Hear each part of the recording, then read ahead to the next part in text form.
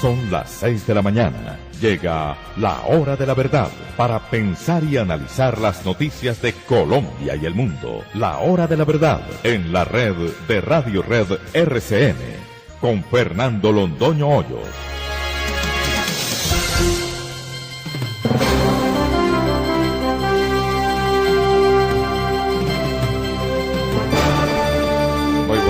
Son las 6 de la mañana de este martes 26 de junio de 2016. Esta es la hora de la verdad.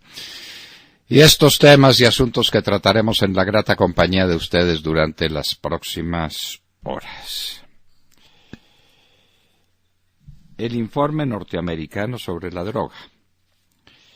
Los Estados Unidos vinieron a decirnos que el crecimiento de la superficie sembrada de coca es exponencial.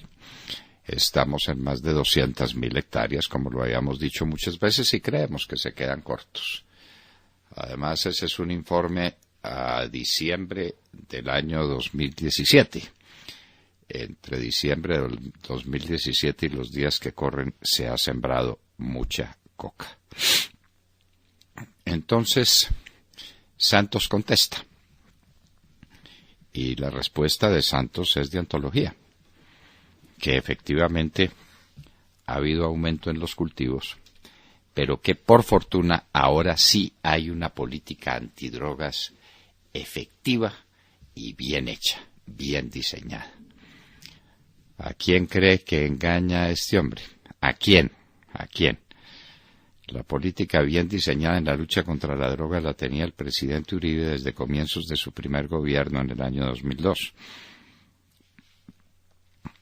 Y eso produjo resultados y resultados inmediatos. Y esa era una batalla que se estaba ganando. Llega Santos y se dedica a favorecer los cultivos de coca. Elimina los bombardeos sobre los campamentos. Elimina las fumigaciones con glifosato, las fumigaciones aéreas, elimina la extinción de dominio para estos bandidos, elimina la extradición a los Estados Unidos, y ese conjunto de medidas, y además toma una decisión muy inteligente, que es decir que la coca es un delito conexo con la rebelión, la sedición y la asonada. Todo para que la JEP, ese nido de alcahuetas comunistas, al que le resolvieron darles condición de magistrados de alta corte, pues los va a proteger y va a impedir que haya extradiciones. Vamos a ver qué pasa en el caso Santrich. Los días corren. La JEP no hace nada, la Corte Constitucional tampoco, nadie hace nada, hasta que los Estados Unidos se enojen y nos desertifiquen, que es una posibilidad que está sobre el tapete, que nos desertifiquen. La salud en Colombia. Hablará con nosotros el doctor Jaime Arias, presidente de ASEMI. Esta es una bomba que vale billones de pesos. Billones de pesos. ¿Qué va a pasar con la salud? ¿Dónde está Laurent Saleh? Este muchachito que fue secuestrado por orden de la Cancillería y de la Presidencia de la República en las calles de Bogotá, y que lo mandaron a Cúcuta para entregárselo a la fuerza a los esbirros del régimen comunista de Chávez. ¿Qué pasó con Laurent Saleh? Su madre Yamil nos lo va a contar, para que ustedes vayan viendo cuál es el nivel de respeto que hay por los derechos humanos y por qué razón, si es que hay alguna, a la señora canciller no le siguen un proceso penal por secuestro, tanto de Fernando Valda como de Laurent Saleh. La resistencia, su historia. Hoy en la historia hablaremos de lo que es la resistencia, cómo se creó, cómo se formó, qué papel tiene en la historia política y en la historia militar de los pueblos. La resistencia surge en la Segunda Guerra Mundial, cuando grupos de personas se levantan en armas para luchar contra la invasión de su tierra por parte de movimientos o de potencias nazistas o fascistas. Y entonces hay resistencias en muchos sitios de muy distintas categorías. Ahora Santos nos declara también una resistencia que es muy distinta de la oposición. Santos es ignorante, pero no creemos que tanto, y que cuando él habla de resistencia sabe a qué se está refiriendo: a un llamado a las armas contra una tiranía que juzga insoportable, que desde luego no existe por ninguna parte. Desfondadas las bolsas del mundo. El Dow Jones cayó 1,33%, Europa cerca de 2,5%, una caída brutal, China 1,34%, Japón 0,79%. El petróleo también empieza a bajar, como era lógico que sucediera, es que no podía contrariar las leyes de la oferta y la demanda y que el petróleo subiera, porque la OPEP resolvió poner mayor cantidad de petróleo en el mercado. Pues ese es un contrasentido. Si sube la oferta, baja el precio. Cualquier estudiante de primer año de economía le pinta esa pequeña gráfica con el nivel de la demanda, con el nivel de la oferta y con los precios consiguientes a una y otra cosa. El petróleo empieza a caer también. Todos los narcos buscan el blando regazo de la JEP.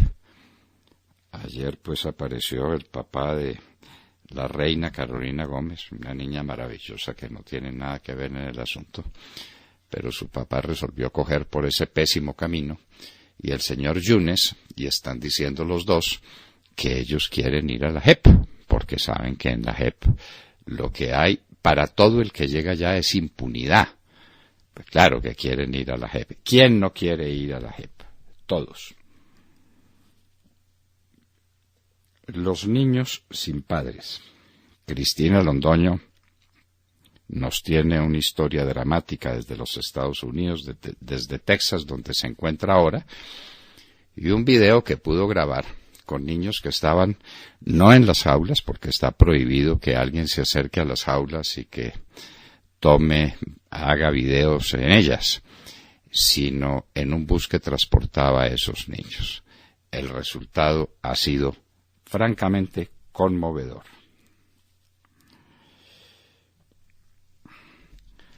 Ahora, queridos amigos, se rompen los cables de teleférico.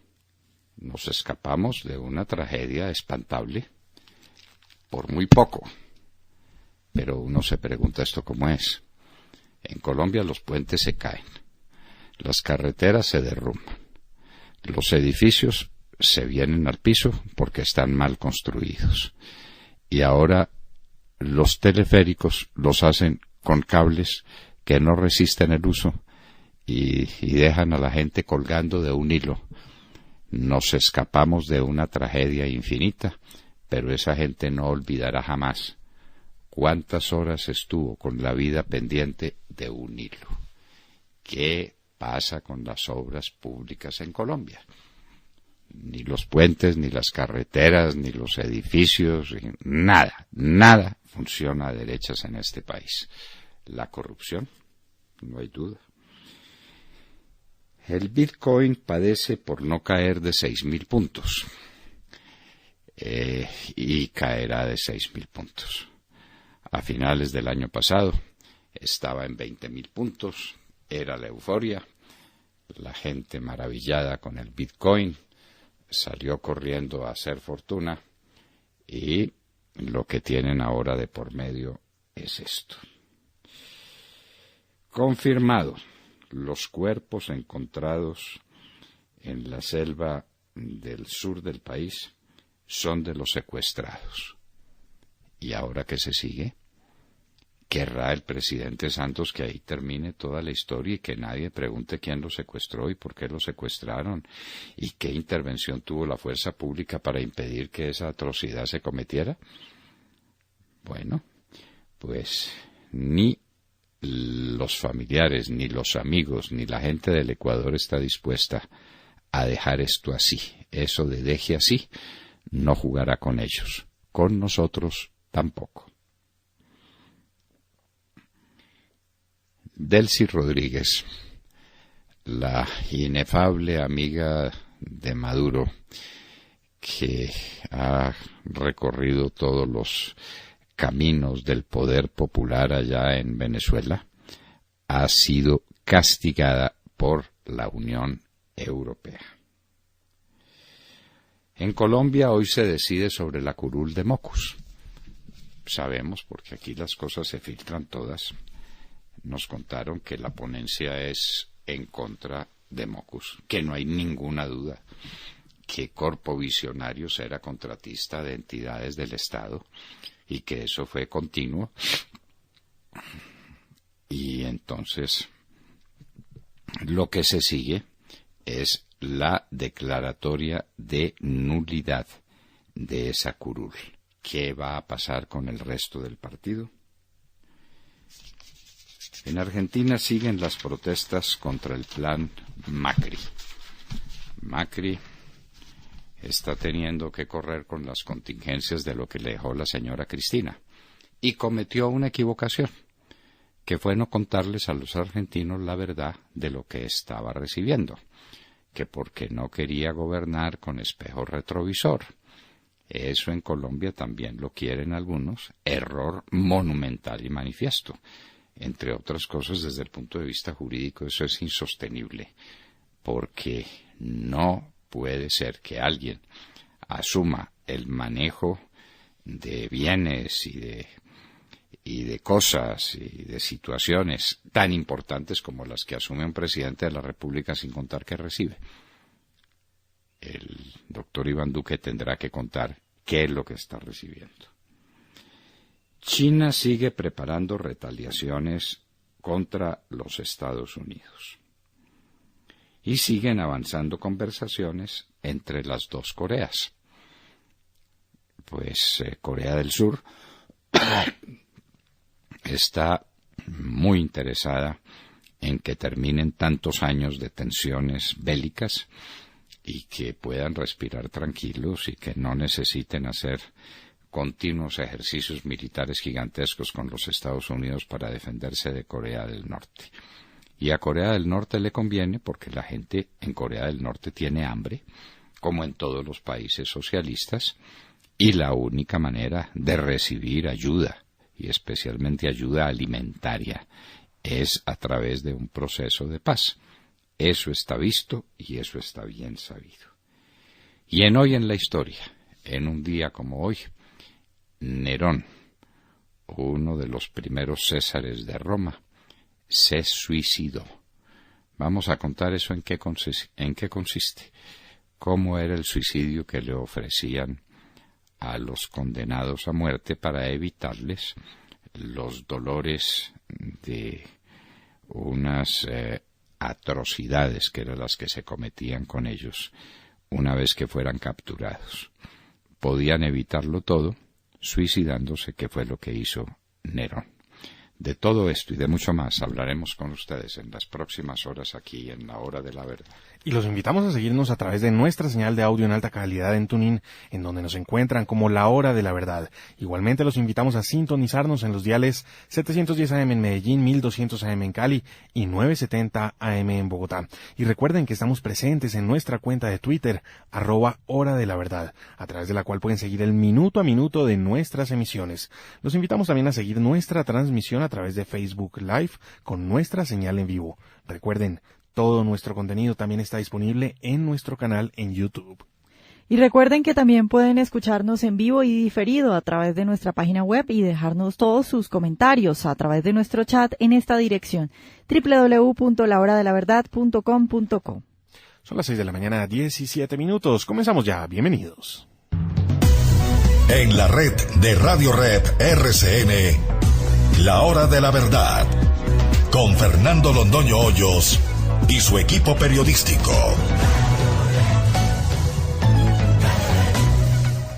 Saludemos la mañana a Tata Castro. Muy buenos días a todos. Seguimos en modo mundial acá en La Hora de la Verdad. La jornada de ayer en el Mundial de Rusia dejó listos los dos primeros enfrentamientos de octavos de final. Uruguay se medirá a Portugal y España a Rusia. Los uruguayos, luego de vencer a Rusia 3-0, terminaron de primeros del Grupo A, además con un resultado impecable en la fase de grupos. 3 victorias, 5 goles a favor y ninguno en contra. Portugal, por su parte, empató ayer 1-1 con Irán. Cristiano Ronaldo falló penalti y finalmente los campeones de Europa se aseguraron el segundo lugar del Grupo B. Por otro lado, España en su choque contra Marruecos sufrió más de lo esperado, hasta estuvo durante unos minutos eliminada del Mundial, hasta que la videoayuda arbitral les dio el empate, luego que el árbitro validara el gol anulado por fuera de lugar en el minuto 91. Ese empate los dejó de primeros del Grupo B y frente a la anfitriona Rusia el 1 de julio se jugarán su paso a los cuartos de final. Hoy Argentina define su continuidad en el Mundial frente a Nigeria. Solo les sirve ganar y que Islandia no le gane a Croacia con un equipo alterno y ya clasificado. Los dos partidos se jugarán a la 1:00 p.m, hora nuestra. Los otros dos encuentros se jugarán a las 9 de la mañana. Australia frente a Perú ya eliminado, se juega la clasificación y Francia ya en octavos se mide a Dinamarca, que con empate acompañarán a los galos a la siguiente fase. Doctor Londoño, me pregunto qué está pasando en este mundial. ¿Los equipos pequeños se crecen frente a los grandes o los grandes siguen sin prender motores? Que España no haya podido ganarle ayer a Marruecos, es más, hasta estuvo cerca de ser derrotada, y Portugal a Irán es una muestra de lo que está sucediendo en esta Copa del Mundo. Y el VAR, la videoayuda arbitral, sigue siendo el protagonista. Ayer empató los dos partidos, el de España, Marruecos en el 92 y el de Portugal, Irán en el 93. Hoy, día clave para los argentinos en San Petersburgo, solo un milagro los puede salvar. Los de Sampaoli se rebelaron y regresan a su esquema tradicional, el 4-4-2, dejaron atrás el de Sampaoli frente a Croacia 3-4-2-1, además espera en la alineación a Di María e Higuaín y en el arco al ex arquero de Atlético Nacional, Franco Armani. Se demoraron, doctor Londoño, para meter a Armani, ¿no le parece? Un ratico, sí. ¿Y qué tal las barbaridades que hizo Caballero, por Dios? No. Ay, ¿dónde tapa ese hombre? Vea, le voy a decir una cosa, un dato. Él estuvo en el Manchester City y allí Guardiola lo dejó en el banco. 4 meses que estuvo. 4 meses que estuvo allí, lo dejó en el barco porque no le gustaba cómo tapaba. Actualmente juega en el Chelsea. En el Chelsea. ¿Y juega de titular o de suplente también? De titular. Bueno. Sí, señor. Muy bien. Lo cierto pues es que le regaló un gol contra Argentina, le dijo al delantero, tomá, metelo. No, vergonzoso. Es lo más vergonzoso, lo más grotesco que ha habido en actuación de un portero. Muy malo también el portero español, De Gea, muy mal arquero. En fin, pero pues son cosas que hay que decir y que hay que analizar, porque un equipo que tiene mal arquero es un equipo que está en muy mala condición. William Calderón. Doctor Londoño, buenos días Colombia, gracias por invitarnos a sus hogares y a sus vehículos. Hoy es martes 26 de junio del año 18. Faltan 40 días y 40 noches para que termine el más corrupto gobierno en la historia política de Colombia, el del sátrapa de las FARC. Mientras los cultivos ilícitos siguen sin parar y cada vez suman una mayor área de territorio, de acuerdo con la Política Nacional para el Control de Drogas, el año pasado el incremento llegó hasta 209.000 hectáreas, contradiciendo de cierta manera lo dicho por Villeguitas, quien había dado una cifra inferior días antes. Para dimensionar esto, se puede equiparar con un tamaño 5 veces mayor al área de Medellín o 3 veces el área que ocupa la ciudad de Cali, según el diario La República. Pero el diario oficial, El Tiempo, enmienda la plana. Todo esto está muy bien respaldado por el prestigiosísimo columnista y el diplomático Alberto Velázquez Martínez en su último libro, que ya saldrá en circulación. Y con el tapen, la mitad de la coca producida en 2017 fue incautada según El Tiempo. Pero el presidente de las FARC, el camarada Santiago, socio de los narcoterroristas dueños del país, el orate sátrapa, dijo sin sonrojarse que ahora sí hay una política antidrogas y no pueden pedir que acabemos con la droga mientras sigan consumiendo. Por recomendación del doctor Londoño, escuchemos al sátrapa comandante de las FARC. Lo importante es tener un plan, una estrategia, y por primera vez Colombia tiene un plan y una estrategia viable. ¿Qué tal, doctor Londoño? Esto es el colmo del cinismo, pues, el colmo del cinismo. Recuerde que el año pasado prometieron que para finales del año la coca se habría reducido a la mitad. Entonces, como no solamente no se redujo a la mitad, sino que no se redujo nada y se amplió en el área cultivada, entonces ahora sale con esta payasada, que es que ahora sí hay un plan, ahora sí hay una estrategia. Pero por favor, es irresponsable. Este hombre debiera tener un mínimo de respeto por la inteligencia del pueblo colombiano. Por la inteligencia de los colombianos. Es que no hay derecho. Pues sabemos que la de él es muy limitada. Pues, por Dios, pero la va a pensar. Pero no puede abusar de la paciencia de los colombianos, que ahí siguen soportando día por día esta llegada a la tierra prometida. El 7 de agosto es la tierra prometida, porque este hombre se va de la presidencia de la República. Con cortinas y todo. Bueno, y nos vamos para los Estados Unidos. Cristina Londoño, muy buenos días.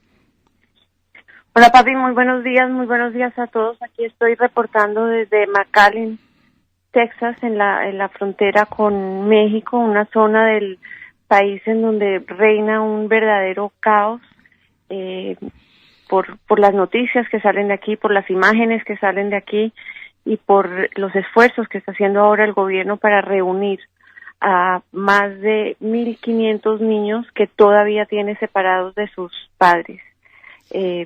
Los abogados con los que hemos podido hablar y organizaciones a favor de los derechos humanos nos están diciendo que el gobierno no está cumpliendo con lo que había prometido, no está dejando hablar a los papás con los niños, que muchos de los papás que fueron detenidos en la frontera durante este oscuro capítulo de tolerancia cero de la administración Trump, que duró 6 semanas, pues que todavía no saben ni siquiera dónde están sus hijos. La mayoría no han podido hablar con ellos y otros, pues no, cuando pueden hablar con ellos no les dicen ni en qué albergue están.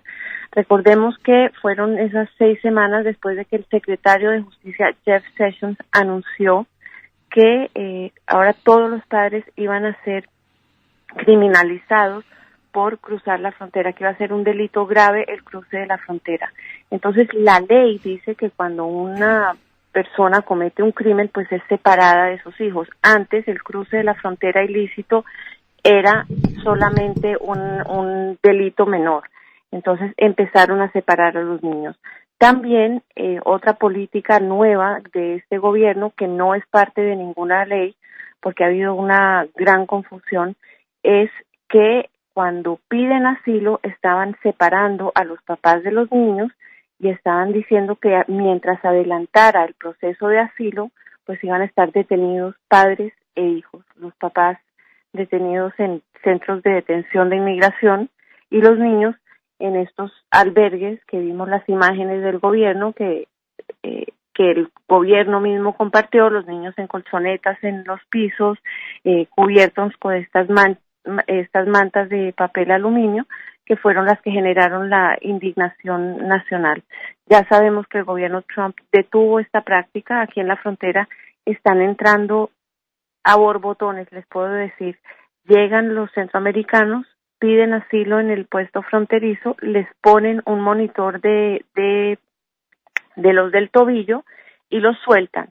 Van a un centro migratorio y ahí, que es un centro de ayuda a los inmigrantes, les dan comida, dejan que los niños se bañen y los sueltan, les dan 10 días para que en cualquier parte del país a donde van, donde tienen familiares o amigos o conocidos, pues se presenten ante inmigración y adelanten sus casos, pero ya entran en proceso de deportación, es una cosa conocida.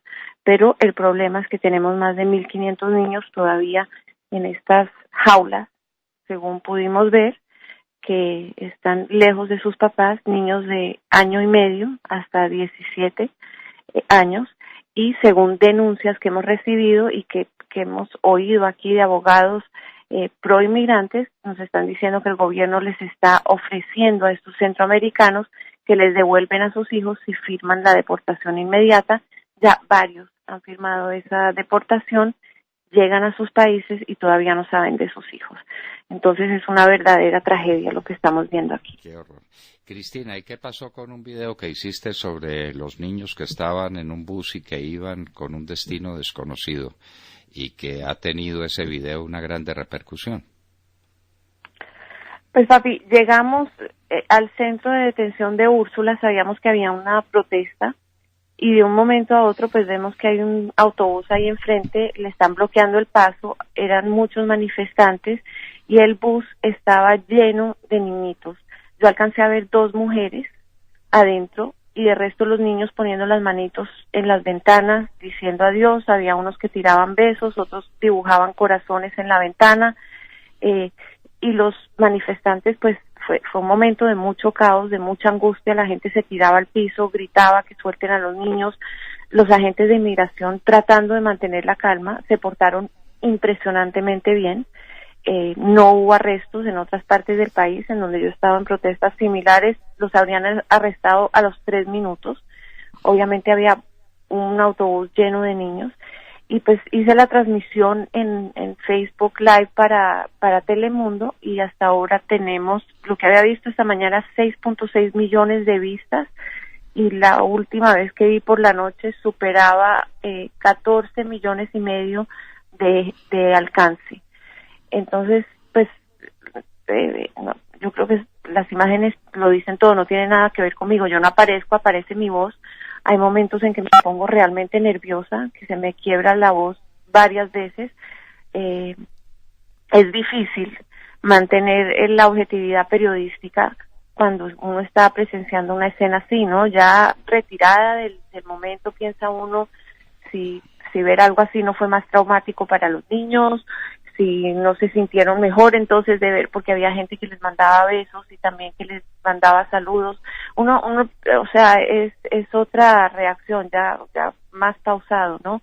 Pero la verdad que sí fue una escena terrible y bueno, teniendo unos sobrinos, niños de esa edad y verlos pero a otros en esa situación, te parte el alma. Horas antes había visto congresistas demócratas que entraron a visitar a los niños y a ellos sí los dejaron hacer el recorrido.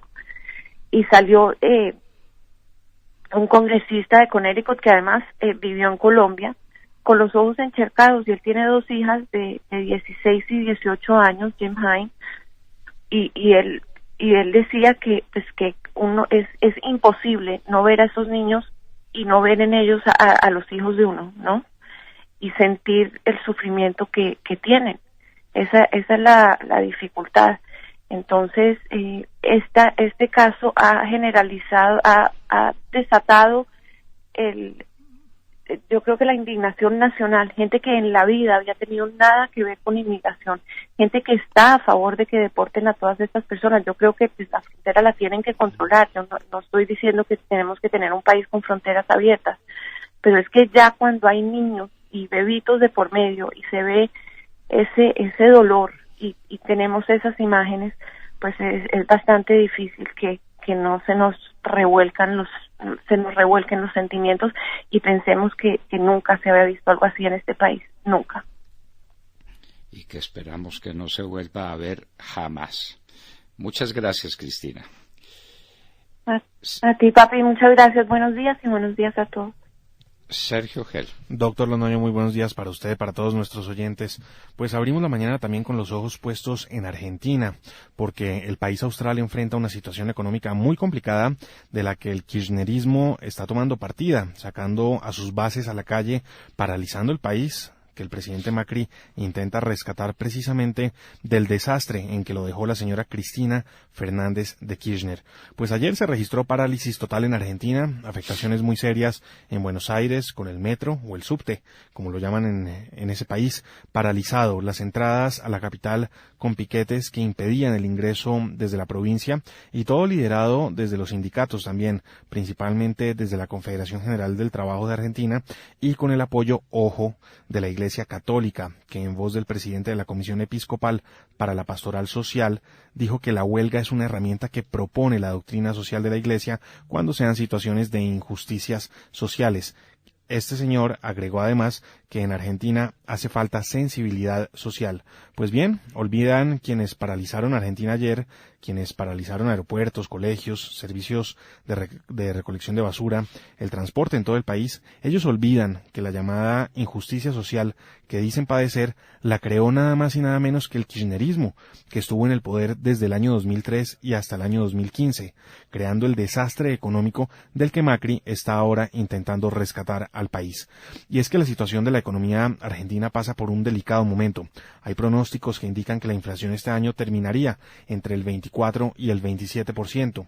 Entre tanto, el Fondo Monetario Internacional le lanzó un salvavidas a Macri, representado en un crédito de 50.000 millones de dólares. En su momento, hace aproximadamente un mes, Macri lo advirtió. Dijo que el problema que tienen en Argentina es que es uno de los países del mundo que más depende del financiamiento externo, producto del enorme gasto público que heredó y que están ordenando precisamente.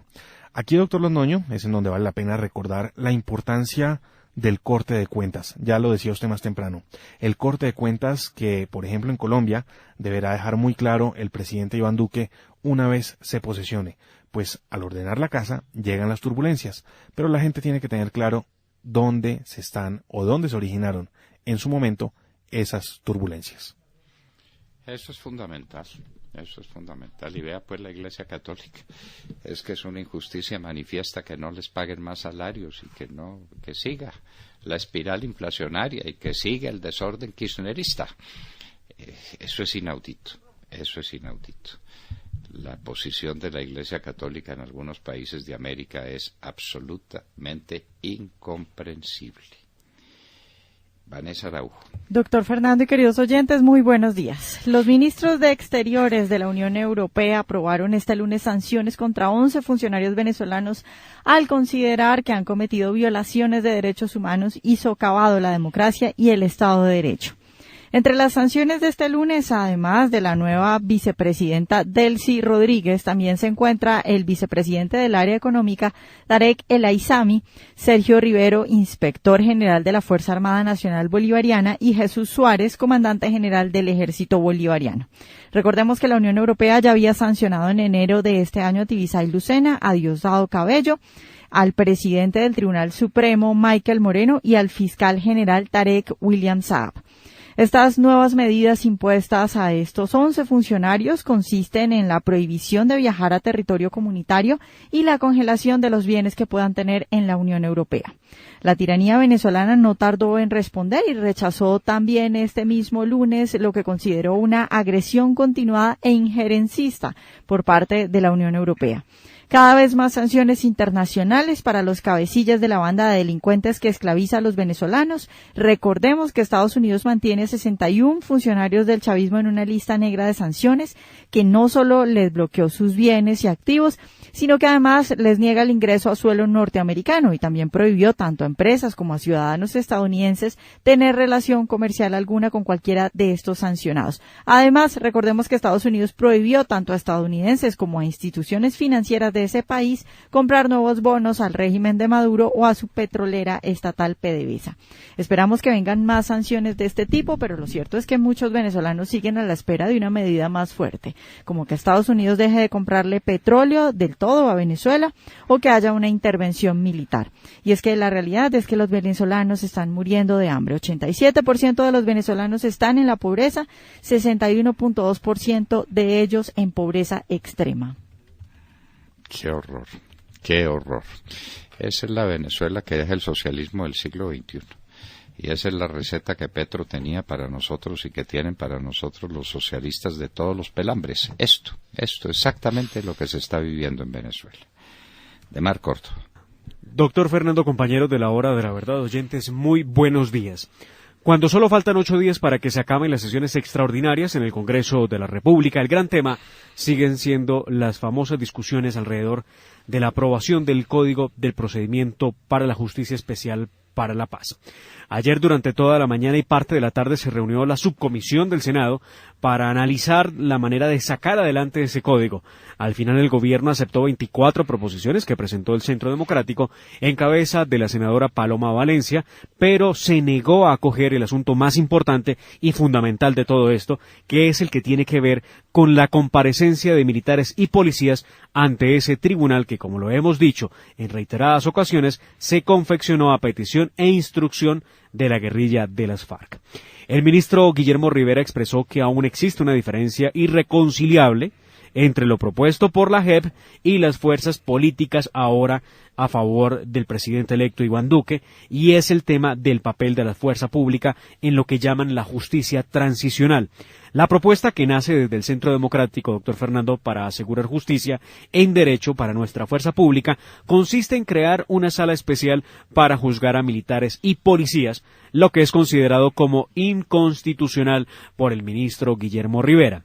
La idea es crear una sala especial con juristas nacionales, con conocimiento y experiencia en el desarrollo de las actividades propias de la función policial o militar, y que hasta ahora, pues en este momento, tenemos que esa sala especial para militares y policías lo que pretendería es también permitirles a ellos que no estén obligados a asistir a la JEP hasta que la sala no exista, para evitar precisamente caer en manos de estos señores magistrados de los que tantas dudas podremos tener. Ayer mismo, el general Alberto José Mejía, comandante de las fuerzas militares, expresó la necesidad de que se apruebe en el Congreso de la República el famoso código. Pero pues hay una división de conceptos de la Reserva Activa que propone que debe haber una sala penal militar, pero en la Corte Suprema de Justicia que asuma los casos. Esto fue lo que dijo el general Alberto José Mejía ayer a los medios de comunicación. Necesitamos que el Congreso de la República avance en aprobar esta reglamentación, pues necesitamos marcar la cancha de la JEP. ¿Por qué? Porque si no se marca, quedamos expuestos. Hoy, en el orden del día de la plenaria de Senado, que empieza a las 10 de la mañana, está la discusión sobre la JEP en la plenaria, pero, doctor Fernando, debo decir, lo que ha propuesto el Centro Democrático desde siempre en este asunto de la Justicia Especial para la Paz es que nuestros hombres de las Fuerzas Armadas no deben ni tienen por qué comparecer ante un aparato de presunta justicia que ha demostrado su interés por ayudar a las FARC, ver el caso Santrich y no por hacer justicia. Ya les contaré cómo avanza este asunto hoy en el Congreso de la República. Bueno, vamos a ver qué sucede. Una justicia penal militar a la que le prestó tan flacos servicios un ministro de Defensa uribista, el doctor Camilo Espina, o supuestamente uribista, yo no sé si realmente lo sea, pero acabó con la justicia penal militar con lo poco que había. Entonces ahora estamos llorando sobre esa leche derramada porque la situación es gravísima. Los militares de Colombia, juzgados por 5 mamertos, elegidos por unos cuantos mamertos, elegidos por 5 comunistas internacionales, 3 de ellos, una farmacéutica de la Universidad Nacional y finalmente un magistrado de la Corte Suprema de Justicia de reconocida tendencia izquierdista comunista. Y valga decirlo, doctor Fernando, ninguno de esos magistrados probados en temas de justicia penal militar, que es lo que necesitamos efectivamente. No tienen ni idea, y lo único que saben es que tienen que absolver a las FARC y tienen que condenar a nuestros militares. Bueno, eso es lo único que sabe la doctora Linares y sus alegres muchachos. Y en un minuto estaremos con el doctor Jaime Arias, presidente de la Asociación Colombiana de Empresas de Medicina Integral. En un minuto. Son las 6 de la mañana, 44 minutos. Escuchan La Hora de la Verdad. En La Hora de la Verdad, la noticia con solidez. En una presentación de Seguros Comerciales Bolívar, que es tranquilidad para usted y su familia.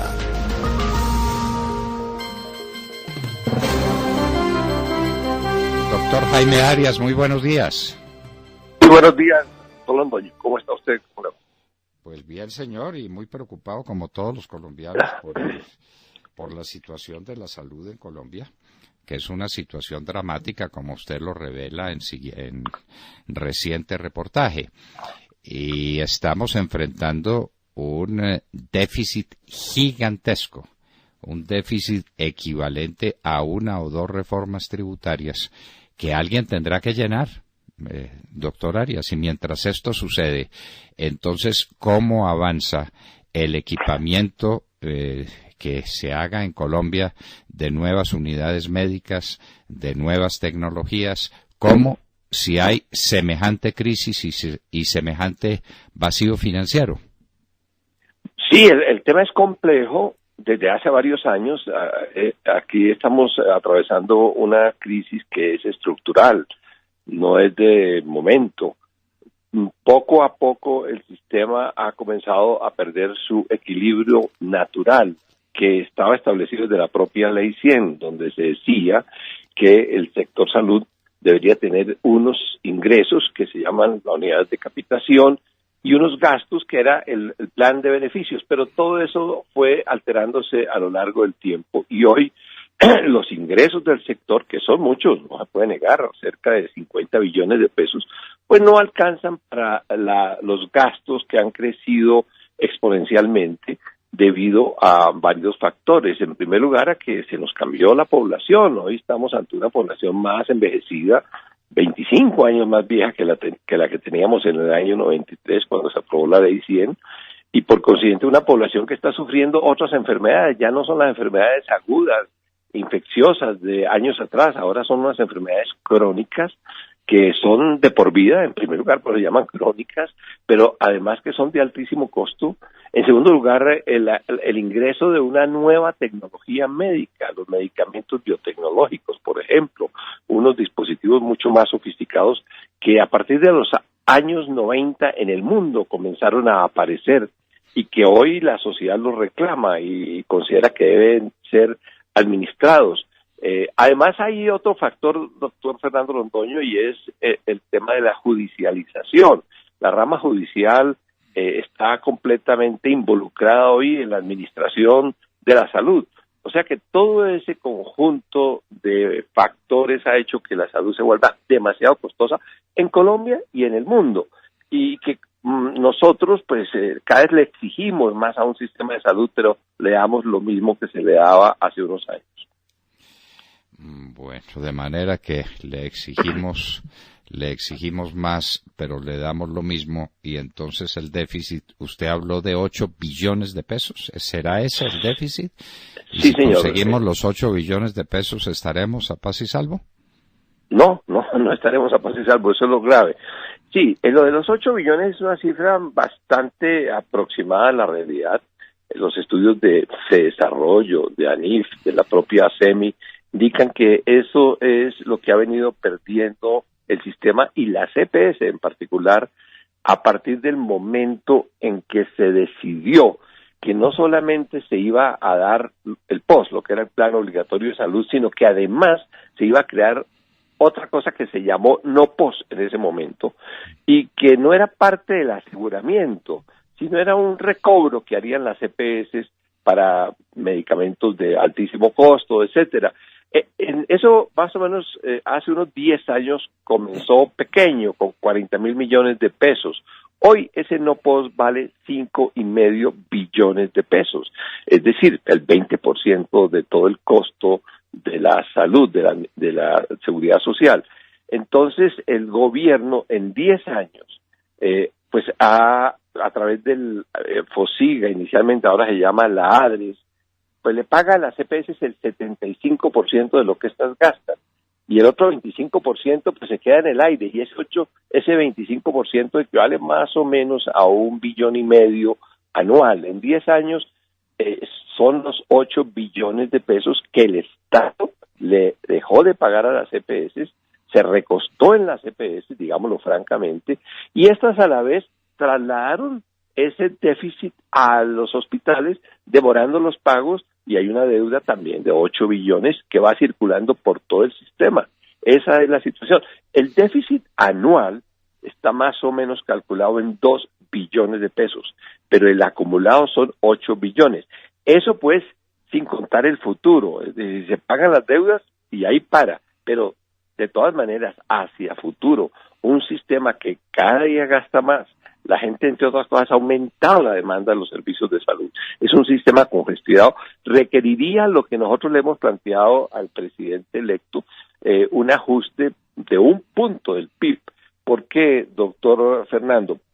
Por lo siguiente, Colombia gasta $220 per cápita en salud. $220. Argentina, Brasil, Chile, México, que son los países de comparación, por estar más o menos en una situación similar, gastan $700, $800. Estados Unidos gasta $8,000.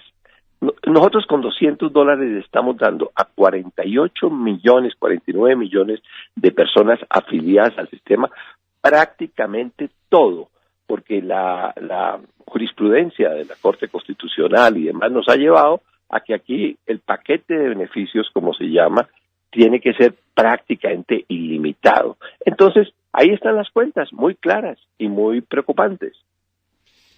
Doctor Arias, acaba de fallecer en Bogotá uno de los médicos más distinguidos del país, el doctor Genaro Murgueitio, que se echó en hombros una ciudadela médica de unas perspectivas maravillosas. Iba a ser un centro tecnológico médico de primera entidad, pero tropezó con las superintendencias, especialmente con la de sociedades.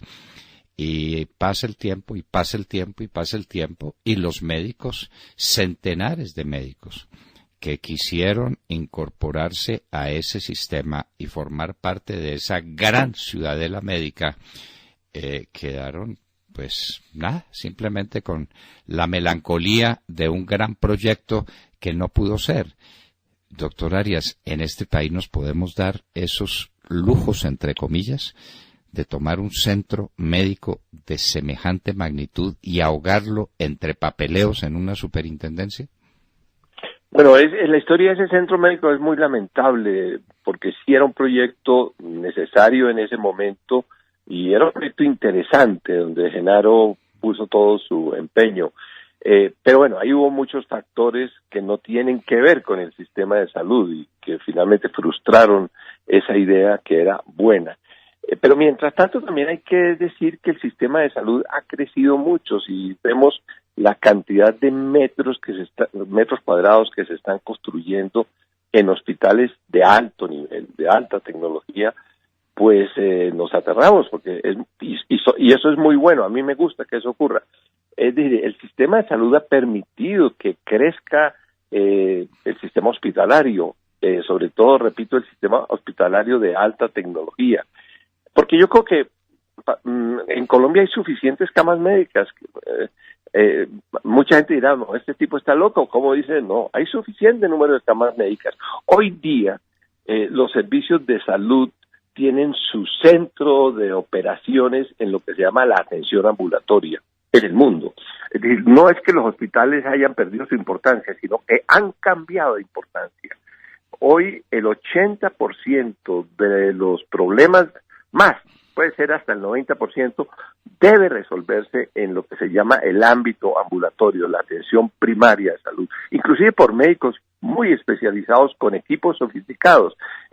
¿Por qué? Porque la atención hospitalaria, que es necesaria, que hay que defender también, es demasiado costosa para los países en general. Mire, nosotros en Colombia estamos gastando más o menos el 60% de todo el gasto de salud en hospitales, especialmente en hospitales muy sofisticados, y apenas estamos gastando un 25% en lo ambulatorio. Eso es una distorsión que un sistema como el de Colombia tiene que ir corrigiendo, pero yo creo que vamos en ese camino. Bueno, doctor Arias, pues espero que sigamos en ese camino y que podamos disponer de un sistema de salud moderno, eficaz, bien diseñado y que no tenga semejantes baches, porque usted dice que hay una plata, pues unos billones de pesos que andan por ahí rodando o dando vueltas. No, las deudas financieras no ruedan ni dan vueltas. Alguien debe y alguien no paga. Y ese alguien que no paga tiene un margen de maniobra que se agota, y una vez que se agote eso revienta. De manera pues que es un déficit muy preocupante, doctor Arias. Sí, pero el que no ha pagado inicialmente es el Estado. Claro, claro, lo entendemos. Ahí se origina el bache, claro. Ahí, exactamente. Y finalmente pues se traslada al resto del sistema. Nosotros le hemos pedido al doctor Duque que trate de que en los próximos 4 años se pueda aumentar siquiera 1 punto del PIB el gasto en salud, porque además hay otros gastos que vienen, que en este momento no estamos incurriendo en ellos. Por ejemplo, los llamados servicios sociosanitarios, que son servicios conexos con los servicios de salud, los pañales, las sillas de ruedas, el transporte de los pacientes. Eso en el mundo generalmente se paga separadamente, no lo paga el sector salud. Eso vale más o menos 2 puntos del PIB en Europa, esos servicios sociosanitarios. Aquí están costando por ahí $1 billón, todavía no son tan grandes. Los cuidadores, por ejemplo. ¿Y qué tal el día que estemos atendiendo realmente, porque hoy no lo hacemos, la salud mental? Eso puede implicar un gasto de otro punto del PIB. Es decir, estamos hablando, doctor Fernando Londoño, de cifras muy grandes. Y el tema de salud es un tema que nos toca a todos los ciudadanos, a todas las personas. Es muy sensible, tanto que en todas las encuestas que yo vi aparecía siempre como el primero o segundo tema de preocupación. Ahora estamos muy preocupados con el tema de la JEP y, bueno, de los arreglos de paz, pero al ciudadano de a pie, como dicen, pues lo que más le preocupa es su salud y su educación y su bienestar personal. No cabe ninguna duda. Eso es lo que más le preocupa y eso es lo que está desprotegido, y esa desprotección tiene unos impactos enormes en la vida social del país. Y usted hablaba de la salud mental de los colombianos, y un temita muy vecino a la salud mental, que es la drogadicción galopante que hay en Colombia. Que esa gente necesita, todo el mundo dice, el drogadicto entonces es un enfermo, que tenga tratamiento médico. ¿Cuál y dónde? ¿Y quién lo presta? ¿Y con qué recursos lo puede prestar? Y esa es una demanda creciente todos los días, porque nos estamos metiendo en el camino de la droga, no en el de la producción y la venta, sino en el que es todavía más desolador y terrible para las instituciones sociales del país, que es en el del consumo. Ha aumentado tremendamente. Yo creo que además afecta principalmente a los jóvenes, que es lo más grave, los afecta moral y físicamente. Pero bueno, nosotros tenemos mucha ilusión de que el gobierno de Iván Duque pues corrija algunas cosas. Yo estaba muy preocupado, doctor Fernando Londoño, de que fuese a ganar Petro, porque el modelo que estaba proponiendo Petro era verdaderamente de locura. También le oí decir el día de las elecciones por la noche que a él le gustaban los saltos al vacío. Él ha vivido desde saltos al vacío, y en salud lo que él proponía era regresar al pasado en un salto al vacío.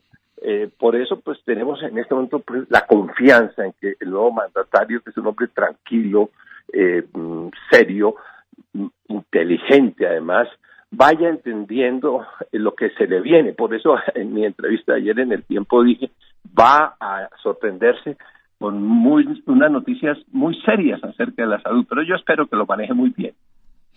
Bueno, doctor Arias, pues esperamos todos, pero no va a ser fácil ese tema para el doctor Iván Duque, como no van a ser fáciles muchos otros temas que este gobierno le deja pendientes.